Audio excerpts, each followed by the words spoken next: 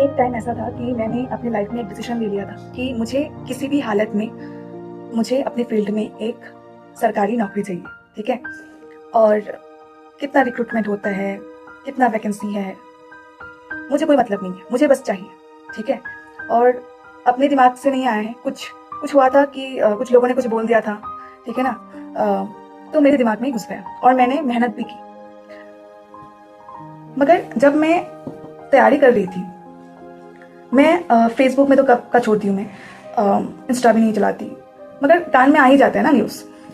तो एक भी ऐसा कुछ न्यूज़ मेरे कान में नहीं आ रहा था कि कुछ पॉजिटिव हो, है ना। हमेशा आप समझ जाओ कि मैं क्या बोलना चाहती हूँ। बार बार मुझे एक ही क्वेश्चन मेरे दिमाग में आता था कि मैं जो इतनी मेहनत कर रही हूँ, और this is the first point, ठीक है। और सेकेंड थिंग इज़ दैट कि मैं ईमानदार हूँ। ईमानदार और मेहनत, इस दो चीज़ को लेके क्या मुझे जो मैंने गोल सेट किया है वो मुझे मिलेगा या नहीं। और बार बार मेरे दिमाग से, दिल से एक आवाज़ आती थी कि नहीं हो सकता, ठीक है। तो इसलिए बोलते हैं कि शांत दिमाग में ना हमेशा डिसीजन लेना चाहिए। मेरे दिमाग में कुछ नहीं चल रहा था उस टाइम, मैं एकदम पागल हो गई थी, ठीक है। बट जो समाज है ना, उनको नहीं पता ये सब, वो ये सब मानना नहीं चाहते। हमारी देश में ना सरकारी नौकरी वाला जो चीज़ है वो एक मुझे तो ऐसा लगता है कि वो पेंडेमिक है, एक डिजीज़ है ना, मेंटल डिजीज़। इधर में दो टाइप के लोग आते हैं। एक टाइप के लोग हैं कि जो सामने वाले इंसान को, जो सरकारी नौकरी नहीं कर रहे, उसको हमेशा ऐसा फील करवाएगा कि इसको कुछ नहीं आता है, सब उनको ही आता है ना। मान लो उनके पास है और आपके पास नहीं है, तो उनको आपको ऐसा फील करवाएंगे इन लोग कि आपके पास तो कोई टैलेंट नहीं है, आपके पास कुछ नहीं है, you are good for nothing, आपको ऐसा फील करवाएंगे इन लोग। और एक टाइप के लोग हैं जिन लोगों का इंटेंशन ऐसा नहीं है कि वो आपको हर्ट करें, मगर वो आपके सामने बहुत सिंपैथी दिखाएंगे। मतलब ऐसा फील करवाएंगे, ओ माय गॉड, आपके पास जॉब नहीं है, आपको तो कितनी बड़ी एक चीज़ हो गई है ना, आपके लाइफ में बहुत बड़ी बात हो गई है। और अगर मान लो कि आप सरकारी नौकरी नहीं कर रहे, आप कुछ और कर रहे हो, ठीक है। इन लोगों के ना एक्सपेक्टेशन ऐसे होते हैं कि रातों रात आपको सब मिल जाएगा, ठीक है। एक बिजनेस बोल लो, आप क्लिनिक बोल लो, आप जो भी बोलो, कि सरकारी नौकरी बिना, जिन लोग नहीं कर रहे है ना, जो खुद से कर रहे कुछ, उनको बहुत टाइम चाहिए, है ना। उसको सब चाहिए, उसको सर्कमस्टेंसेस चाहिए, बहुत कुछ चाहिए उसको अपना एक चीज खड़ा करने के लिए। मगर इन लोग ये समझते नहीं है, ठीक है। तो उनकी नजर में आपकी एजुकेशन की कोई वैल्यू नहीं है, जो बहुत बड़ी एक खतरनाक बीमारी है हमारे देश में, है ना। कि हम सामने वाले इंसान जो मेहनत कर रहे हैं उसको ऐसा फील करवाते हैं कि आप कोई काम के नहीं हो, ठीक है। अब मुझे एक बात बताओ कि जिन लोग इंस्टा में, फेसबुक में वल्गर वीडियोस डालते हैं, और फिर पॉन्स, ठीक है ना, फिर जो फेक एस्ट्रोलॉजी, फिर बाबा लोग, है ना, जो उल्टा सीधा कुछ भी बोलते रहते हैं, फिर और भी कुछ जो भ्रष्टाचारी लोग होते हैं, ठीक है, पॉलिटिक्स में ज्वाइन कर लेंगे और फिर इन लोग भ्रष्टाचार करेंगे। और मैं सबकी बात नहीं कर रही हूँ, ठीक है, कुछ लोग होते हैं बहुत ईमानदार होते हैं। तो अगर आप चाहो कि मुझे पैसा कमाना है किसी भी हालत में, आप आज के डेट में कमा सकते हो। आप स्ट्रगल कर रहे हो क्योंकि आप ईमानदार हो और आप चाहते हो कि मैं ईमानदारी से कुछ करूं, है ना, इसलिए आप स्ट्रगल कर रहे हो। वरना क्या हम नहीं कर सकते थे? हम नहीं कर पाएंगे ये सब चीजें गलत काम करके, ठीक है। मेरे हिसाब से पैसा बहुत इंपॉर्टेंट है। मैं पैसे की बहुत ज्यादा इज्जत करती हूँ। इवन मुझे तो ऐसा लगता है कि हमारी दुनिया में ना, जब तक हम इस भौतिक जगत में हैं, हमको सबसे ज्यादा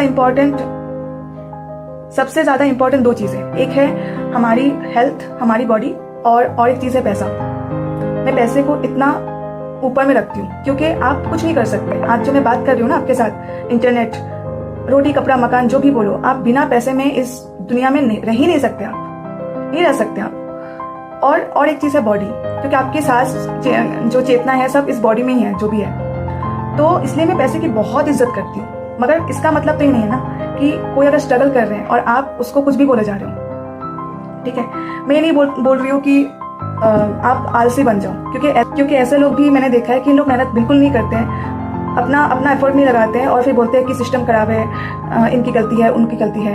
ठीक है, मैंने ऐसे लोगों को भी देखा है कि जिन लोग हमेशा एक्सक्यूजेस देते रहते हैं। तो मैं उनकी बात नहीं कर रही हूँ, मगर मैं उन लोगों की बात कर रही हूँ जिन लोग सही में बहुत मेहनत कर रहे हैं। आपको दिख रहा है कि वो कितनी कोशिश कर रहे हैं, मगर आप हमेशा उनके पीछे पड़े रहते हो, है ना। और कुछ लोग तो ऐसे बताए कि आपके साथ आपकी ना वो आपके फैमिली मेंबर है ना आपकी कुछ है, कुछ नहीं है, फिर भी आपको सुनाए जा रहे हैं, है ना। तो अलग ही है। तो मेरी लाइफ में एक सक्सेसफुल बनने के लिए ना बहुत कुछ चाहिए रहते हैं, बस हार्ड वर्क काफ़ी नहीं होते। सर्कमस्टेंसेस, फिर सिस्टम, सब कुछ रिलेटेड है ना। मुझे तो ऐसा लगता है कि जो एक हेल्दी बॉडी जो हमारे पास है, आँख है, नाक है, कान है, वो भी कितनी बड़ी ब्लेसिंग्स है। सबके पास होते हैं क्या? मगर पता नहीं लोगों का कैसा है कि इन लोग ग्रेटिट्यूड में नहीं रहते। स्वामी जी को तो आप सब लोग जानते ही हो, कितनी महान, टैलेंटेड और फोकस्ड इंसान थे कि आज पूरी दुनिया में उनका एग्जाम्पल दिया जाता है उनकी फोकस की। स्टूडेंट को बोला जाता है कि उनके जैसे फोकस लाओ, है ना, मेडिटेशन करो, ध्यान करो, ठीक है। ऐसा बोला जाता है कि वो एनसाइक्लोपीडिया ब्रिटानिका का जो सीरीज है पूरा पढ़ लिया उन्होंने, ठीक है। बहुत सारी स्टोरीज हैं स्वामी जी की, मगर उनको भी बेरोजगारी झेलनी पड़ी। जब उनकी पिताजी की डेथ हो गई थी ना, तब उनकी जो फैमिली है उसमें बहुत ज़्यादा गरीबी आ गई थी। रिश्तेदार लोगों ने बहुत गलत चीज़ें किया उन लोगों के साथ। फिर स्वामी जी को एक जॉब की बहुत ज़रूरत थी उस टाइम। वो ऐसे करते थे ना कि सुबह कभी कभार ऐसे करते थे कि अपनी मम्मी को बोल देते थे कि मेरा ना आज इनविटेशन है अपने दोस्त के घर में, मैं चले जाऊँगी। क्यों? क्योंकि जो घर में अनाज है उससे उनके भाई और उनकी माँ का पेट भर जाए। जस्ट सोचो आप लोग, ठीक है। और फिर बीच में ना उनको एक जॉब मिल भी गई थी, और वो पंडित जो ईश्वर चंद्र विद्यासागर जी हैं उनकी एक स्कूल है, तो उधर में भी उनके साथ ना पॉलिटिक्स हो गया। कुछ लोगों ने ऐसा कंप्लेंट कर दिया था कि स्वामी जी जो है वो बच्चों को पढ़ाते नहीं हैं, वो दिन भर एक दक्षिणेश्वर में एक साधक रहते हैं, और साधक मतलब जो रामकृष्ण परमहंस जी हैं, तो उनकी बातें करते रहते हैं। आज के डेट में राम ठाकुर जी का बहुत मान सम्मान है, मगर उस टाइम उनको सब लोग पागल ही बोलते थे, ठीक है। तो एक साधक हैं और दिन भर काली की बातें करते रहते हैं, बच्चों को पढ़ाते नहीं हैं, ठीक है। और नतीजा क्या हुआ कि उनको वो जॉब से निकाला गया था, ठीक है। जिस इंस्टीट्यूशन के साथ पंडित जी के नाम है रिलेटेड है, और जो पंडित ईश्वर चंद्र जी हैं उनको बोला जाता है कि दया का सागर है, उधर से भी स्वामी जी को रिजेक्शन मिली। और इसमें पंडित जी की कोई गलती नहीं है, ठीक है। कुछ पॉलिटिक्स है, मतलब जो आजकल बोलते हैं ना कि ऑफिस पॉलिटिक्स, ठीक है, वो सब कुछ हुआ था। अगर स्वामी जी जैसे लोगों के साथ ये सब हो सकते हैं, तो मुझे नहीं लगता कि हम इतना, मैं तो नहीं हूँ इतना ब्रिलियंट, ठीक है, मैं कुछ नहीं हूँ, मुझे कुछ नहीं आता। तो इससे हमें क्या सीखने को मिलता है कि लाइफ में कभी भी कुछ भी हो सकता है ना। जो गीता में बोला गया है ना कि कर्म करो और फल की चिंता नहीं, एक्चुअली शायद इसीलिए बोला गया है क्योंकि हमें नहीं पता है, मतलब कुछ भी हो सकता है, रैंडमनेस चल रहा है इधर में, ठीक है। रिजेक्शन का मतलब ऐसा बिल्कुल नहीं है कि आप में कुछ कमी है, ठीक है, मगर मेहनत करनी है, पूरा करना है। मगर ऐसा नहीं रहना चाहिए कि मुझे रिग्रेट फील हो, जो होता है ना कि काश मैं ऐसा कर लेता, वो नहीं रहना चाहिए। अपनी तरफ से जितना हो सके ना हम पूरा करेंगे, मगर लोगों के बातों में नहीं आएंगे कि लोग ऐसा बोल रहे हैं, कुछ लोगों ने ऐसा बोला है, कुछ भी बोलते हैं लोग, ठीक है। मैंने ऐसे लोगों को देखा है कि इन लोग एक एस्पिरेंट को जज करते हैं कि सामने वाले जो एस्पिरेंट है उसके साथ कोई पॉलिटिशियन की अच्छी रिलेशनशिप नहीं है। बताओ, मतलब सामने वाले लोग ऐसा बोल रहे हैं कि आप क्यों भ्रष्टाचार पैसे देके आप पैसे नहीं दे रहे हो, क्यों आप जो नेता मंत्री हैं इन लोग को जाके आप बटरिंग नहीं कर रहे हो, ठीक है, जॉब के लिए। अब ये भी इनकी गलती हो गई, ठीक है। तो अब बताओ कि ऐसे लोग जब कोई वोटिंग करेंगे और कोई सरकार लाएंगे तो कैसे सरकार को लाएंगे? अगर पॉलिटिशियन अगर मान लो कि कोई सरकार आ गया अच्छा वाला है हमारे देश में, और कोई पॉलिटिशियन ऐसे हैं कि वो चाहते हैं कि अकॉर्डिंग टू मेरिट दो सारे जॉब, अच्छा काम करो, मगर लोग नहीं करने देंगे। जब मेरी लाइफ में आध्यात्म आया ना, तब मुझे बहुत कुछ समझ में आया कि पहले मुझे भी ऐसा लगता था कि सब ना पॉलिटिशियंस की गलती है।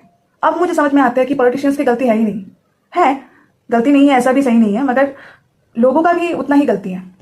योग की जितनी मेहनत करनी है कर लो, कोई बात नहीं, मगर अगर नहीं होता है ना, बहुत मेहनत करने के बाद भी उतना स्ट्रेस लेने की ज़रूरत नहीं है, क्योंकि 40 साल बाद ना, आपके मरने के 40 साल बाद कोई आपको याद भी नहीं करेगा, किसी को नहीं पता है, ठीक है, आप कौन हो, क्या कर रहे हो, आपके जो सामान है वो निकाला जाएगा, ठीक है। तो क्या करोगे? जो सक्सेसफुल है आपकी नज़र में, उनका भी डेथ होने वाला है, जो नहीं है उनका भी डेथ होने वाले है। तो जितना टाइम हमारे पास है उस टाइम को हम लोग एटलीस्ट ऐसे हमको जीना चाहिए कि जब हम लोग हमारी जो लास्ट टाइम आएगा ना लाइफ की, तो ऐसा ना फील हो कि रिग्रेट रहे कि पूरा ज़िंदगी हो गई, पूरा ज़िंदगी हमने गुजार ली और काश मैं वो कर ली थी। वो नहीं रहना चाहिए। बाकी आप कुछ भी करो, ईमानदार होके एथिक्स में रह के आप कुछ भी करो, ठीक है। तो आई होप आज के वीडियो आप लोगों को अच्छा लगा, ठीक है। और थैंक यू सो मच। मेरी वीडियोस अगर आपको अच्छा लगे तो लाइक, कमेंट और सब्सक्राइब कर देना, क्योंकि मुझे चाहिए आप लोगों की सपोर्ट। तो थैंक यू सो मच। जय हिंद।